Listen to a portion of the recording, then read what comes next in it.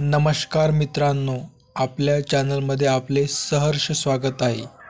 आजची घटना ऐकून तुम्हाला धक्का बसेल. सोलापूर जिल्ह्यातील एका छोट्याशा खेडेगावात दोघे पती पत्नी राहत होते. पती शेतात काम करत असताना पत्नी अचानक पूजा करण्यासाठी शेतात गेली. ते बघता पतीने पत्नीला विचारले की तू शेतात कधी येत नाही, आज कशी काय शेतात आली? या प्रश्नावरून त्या दोघांमध्ये वाद निर्माण झाला. वादाचे रूपांतर भांडणामध्ये झाले व पतीने पत्नीला फरशीने वार केला. वार इतके केले की त्यामध्ये पत्नीचा मृत्यू झाला.